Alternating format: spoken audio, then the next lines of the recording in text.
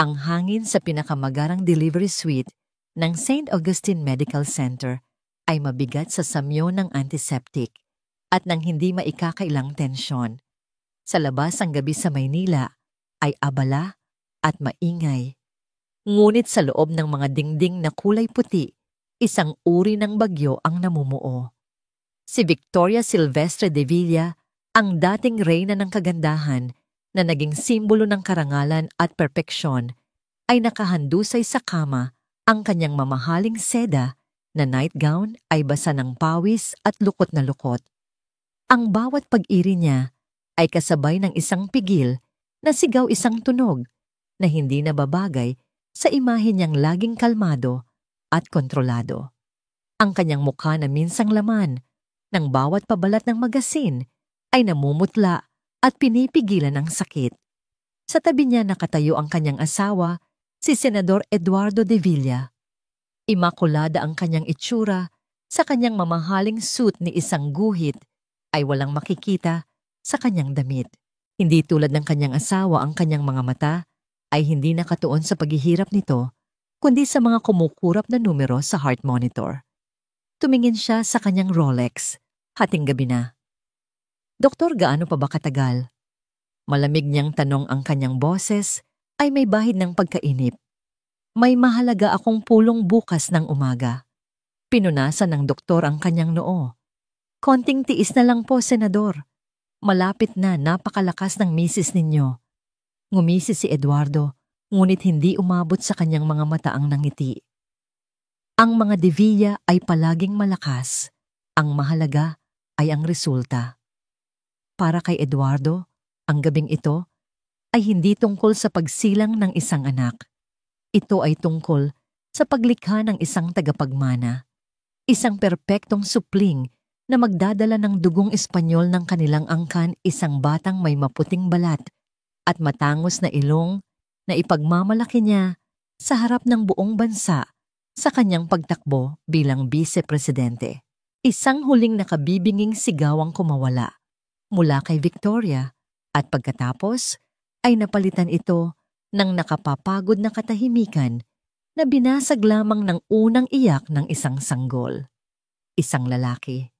Masayang anunsyo ng doktor, ngunit bago pa man makahinga ng maluwag si Eduardo, isa pang iyak ang narinig at isa pa. Teka, dalawa. Tatlo sila, triplet, Senador. Lahat malulusog. Sa isang saglit ang mukha ni Eduardo ay nagpakita ng pagkagulat na agad na palitan ng isang kalkuladong ngiti. Tatlong tagapagmana, mas mabuti pa sa inaasahan. Ang mga anak ko.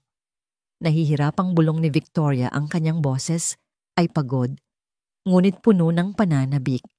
"Gusto kong makita ang mga anghel ko."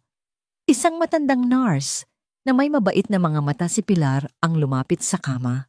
Maingat niyang kinuha ang tatlong sanggol na binalot sa mamahaling puting kumot. "Narito na po sila, Senyora Victoria. Congratulations po." Itinaas ni Victoria ang kanyang nangangatog na mga kamay. Sa wakas, ang katuparan ng kanyang pagiging isang de Villa. Ang mga anak na magpapatibay sa kanyang posisyon sa alta sosyedad. Ngunit nang ilapit ni Pilar ang mga sanggol, ang nangiti sa mukha ni Victoria ay unti-unting naglaho. Napalitan ito ng pagkalito, pagkatapos ay nang hindi makapaniwalang pagtingin at sa huli ng purong-purong lagim. Isang nakatitiling sigaw ang pumunit sa katahimikan ng silid.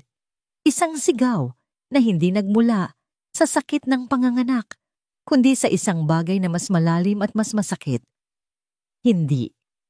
Sigaw niya at bigla siyang umatras sa kama na para bang napaso. Hindi. Hindi sila yan. Anong nangyari?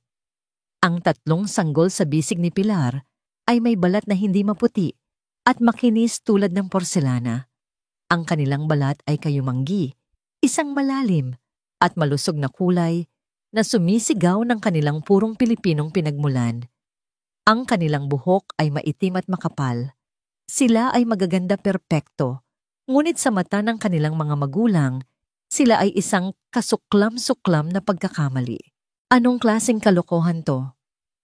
Umalingaw-ngaw ang boses ni Eduardo, sa buong silid ang kanyang muka ay namumula sa galit. Lumapit siya at tinitigan ang mga sanggol na para bang mga basura. Bakit ganyan ang kulay nila? Nanginginig si Pilar. Senador, kung minsan po may mga genes na lumalabas mula sa mga ninuno, huwag mo akong bigyan ng leksyon sa siyensya. Sigaw ni Eduardo, itinuturo ang mga sanggol. Ang dugong de Villa ay puro walang bahid. Sila ang dumi sa pangalan ng pamilya. Ang salitang dumi ay tumagos sa puso ni Pilar. Ilabas niyo yan sa paningin ko. Humahagulgol si Victoria, tinatakpan ng kanyang mga mata. Hindi ko sila kayang tingnan. Hindi ko sila anak. Nagtiim ang bagang ni Eduardo. Lumapit siya sa doktor, ang kanyang mga mata ay nag-aapoy. Gusto kong malaman kung paano nangyari ito. May nagkamali ba? Ipinagpalit ba sila? Umiling ang doktor. Imposible po, Senador. Tayo lang ang nasa silid. Sila po talaga ang mga anak ninyo. Hinarap ni Eduardo ang kanyang asawa. Ang boses niya ay naging isang mapanganib na bulong. Victoria, tumingin ka sa akin. Dahan-dahan ibinaba ni Victoria ang kanyang mga kamay. Ang kanyang muka ay basang-basa ng luha. Ang pangarap natin, sabi ni Eduardo mariin ang bawat salita. Ang aking karera, ang pangalan ng ating pamilya. Naiintindihan mo ba kung ano ang ibig sabihin nito? Isang iskandalo, isang kahihiyan. Sasabihin ng lahat na nagtaksil ka. O mas malala, na may marumi sa ating lahi. Nanginginig si Victoria. Ang kanyang mga pangarap na maging unang ginang ang kanyang buhay na puno ng karangyaan, lahat ay nakita niyang naglalaho na parang usok. Anong gagawin natin? Halos hindi na marinig na tanong niya. Tumingin si Eduardo sa doktor, ang kanyang mukha ay naging isang malamig na maskara. Gawin niyo ang lahat para mawala ang problemang ito. Ayusin niyo. Nanlaki ang mga mata ng doktor. Ano po ang ibig niyong sabihin, Senador? Ibig kong sabihin? Sabi ni Eduardo, ang kanyang boses ay walang anumang emosyon, na ang tatlong batang ito ay hindi isinilang ngayong gabi. Isang trahedya ang naganap. Namatay sila. Naiintindihan mo ba? Napatitig si Pilar sa Senador, hindi makapaniwala sa kanyang naririnig. Tumingin siya kay Victoria, naghahanap ng kahit anong bahid ng pagtutol ng pagmamahal ng isang ina. Ngunit ang nakita niya ay isang babaeng talunan, isang babaeng pinili ang karangyaan kaysa sa sariling laman at dugo. Sa gitna ng kanyang mga hikbi, dahan-dahan, at halos hindi na makita tumango si Victoria. Isang tango na sumelyo sa kapalaran ng tatlong inosenteng buhay. Habang nag-uusap ang mga makapangyarihan tungkol sa mga kasinungalingan at mga papeles na pipirmahan, dinala ni Pilar ang tatlong sanggol papalayo sa silid. Ang maririnig na lamang ay ang mahinang pag-iyak ni Victoria na unti-unting humina. Sa tahimik na nursery, sa ilalim ng malamlam na ilaw, tinitigan ni Pilar ang tatlong natutulog na mukha. Hinaplos niya ang pisngi ng isa-isang maliit na batang babae. Pinunasan niya ang luhang pumatak mula sa kanyang sariling mga mata. Ibinulong niya sa mga sanggol ang mga pangalang bigla na lang pumasok sa kanyang isip, mga pangalang karapat-dapat para sa kanila, hindi ang pangalang ipinagkait sa kanila. Kai, Leo, at ikaw, munting prinsesa Mia. Humigpit ang hawak niya sa kumot. Isang pangako ang nabuo sa kanyang puso, isang lihim na panata, sa harap ng tatlong buhay na itinapon na parang basura. Hindi kayo dumi. Bulong niya, ang kanyang boses ay puno ng pinaghalong awa at determinasyon. At darating ang araw, maniningil ang tadhana para sa inyo. 5 taon ang lumipas. Ang amoy ng antiseptic at takot mula sa St. Augustine ay napalitan ng amoy ng lumang kahoy, murang sabon at malabnaw na lugaw ng St. Raphael Orphanage. Dito ang bawat araw ay isang pakikipaglaban, hindi para sa karangyaan, kundi para sa isang pirasong tinapay, isang buong laruan, o kahit isang saglit na hindi ka pagtitinginan na para kang dumi. Sa maalikabok na palaruan, Sa likod ng ampunan, kung saan ang araw ay walang awang tumatama, masayang naglalaro si Mia. Ang kanyang laruan ay isang manikang basag ang isang paa at gusot ang buhok, ngunit para sa kanya ito ang pinakamagandang bagay sa mundo. Ang kanyang makapal at kulot na buhok ay nakatali sa dalawa tumatalbog-talbog sa bawat paggalaw niya. Hoy negra! Isang matinis na boses ang pumunit sa kanyang munting mundo. Si Marco, isang batang mas matanda ng 2 taon at doble ang laki ay nakatayo sa harap niya, kasama ang 2 pa niyang alipores. Anong nilalaro mo dyan, basura? Tanong ni Marco, sabay sipa sa manika palayo. Napatayo si Mia, ang mga mata niya ay nagsimulang mamasa. Akin yan, ibalik mo. Ngumisi si Marco. Sa halip na ibalik ang manika, ang buhok ni Mia ang kanyang hinablot. Aray daing ng bata, napahawak sa ulo. Bakit kulot na kulot ang buhok mo? Mukha kang salot. Tawa ni Marco. Kulot salot. Ang tawanan ng mga bata ay parang mga bubuyog na umuugong sa tainga ni Mia. Nagsimula na siyang humikbi, hindi dahil sa sakit ng pagkakasabunot, kundi dahil sa sakit ng mga salita. Mula sa di kalayuan, nakita ni Kai at Leo ang nangyayari. Naglalaro sila ng taguan pero natigil sila nang marinig ang iyak ng kanilang kapatid. Nagkatinginan sila, isang tingin na hindi na nangangailangan ng salita. Sa isang iglapang laro ay naging digmaan. Bitawan mo siya.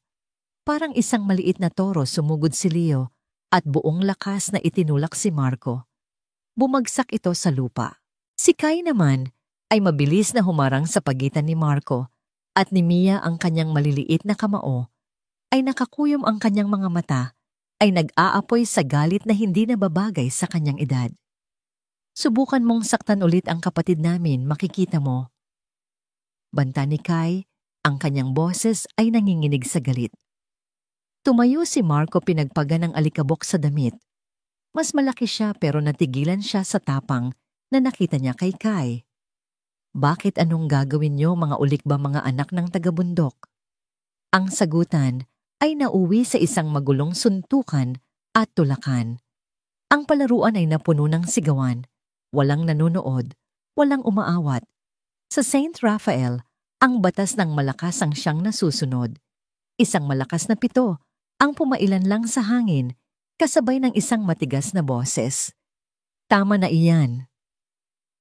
Si Sister Consuelo, ang matandang madre na namamahala sa ampunan, ay mabilis na lumapit.